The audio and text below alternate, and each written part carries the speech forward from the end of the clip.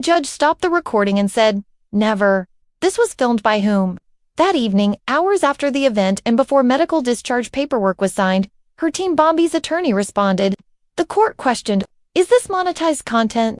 The attorney for Tasha K interspersed, "Respectfully, it wasn't a paid upload. Rather, it was an impassioned declaration for her supporters. In my courtroom, don't tell me lies. This video has more than 3, the judge stated. Sponsored advertising, links to donations, and 2 million views are examples of commercial content." It was whispered in the courtroom. Fans were glued to their phones outside the courthouse. The demo clip's music was already being remixed by TikTok. Twitter was on fire. Spice wrote on Twitter, "This is the season finale, not even a trial. Told y'all the truth was deeper than y'all think, but it was Mama D who stole the moment." Erica Mena wrote on a black screen photo she shared online. Mid-trial, drink in hand, going live. At last, the girl had to face the music. Bambi believed she was invincible. She may have been saved on set by VH1, but the courtroom, oh sweetheart. There are no editors in the courtroom. Back inside, Bambi's team displayed their own exhibit. Tasha K and a producer exchanged a series of text conversations, which the judge read out loud. He looked up and said, "Bait her. Don't let her walk out quietly." A third-party forensics team has verified that these are legitimate, Bambi's lawyer said. Tasha K's attorney protested, saying that there was insufficient context. The judge read it again and said, "Explain this one. If she loses it, that's Emmy." "Trust me," he said, gazing at the paper and then at Tasha K. "I confess to being emotionally manipulative, and you confess to creating such settings for ratings?" Tasha K responded, obviously practicing provocative, "But I never requested to be attacked." When Bambi finally stood up, she spoke in a low but firm voice. "You already knew what would happen, so you didn't need to ask. You constructed the tale, chose the right time, and challenged me to fall into it, which I didn't. I lost. You lost humanity, but you lost control." The chamber fell hushed, and even the judge took a moment. "The court has adjourned, and we will continue following a recess." YouTubers recorded their videos. Bloggers rushed to post captions as the room cleared and responses from parked automobiles.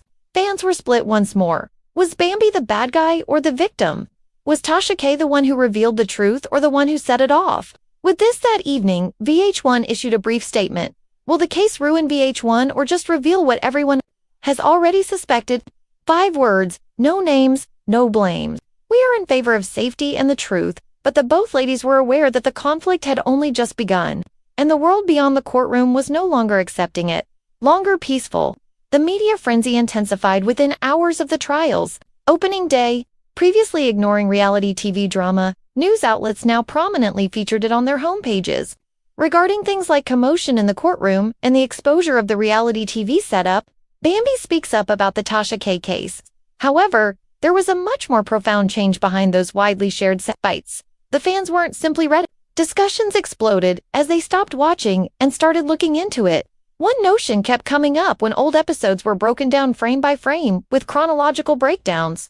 From the start, Tasha K and VH1 had used the story as a weapon. Tasha K drank in her condo. Her live stream that night began with a theatrical tea in front of a ring light, as if she wasn't paying attention. She glanced straight at the symphonic music and a fresh thumbnail for the decade's biggest trial. Tasha versus the network serpent. "Let's be clear," he remarked, looking into the camera. "This battle wasn't started by me, but I'll put a stop to it, darling." Bambi, meantime, watched the live stream in quiet while browsing through her phone without making any facial expressions. The internet was on fire, and although her lawyer had encouraged her to keep quiet, silence seemed like suffocating. And the person they accused for the burn was her match. And just when she thought things couldn't get much worse, her name began trending once more, but this time it was due to Mama D going live rather than court developments. The live stream was titled Mama D's Tear Room, and 35,000 people had already seen it. Let's discuss facts. She was dressed like a reunion special, her lashes were thick, her wine swirled, and she was lighted. Bambi was warned.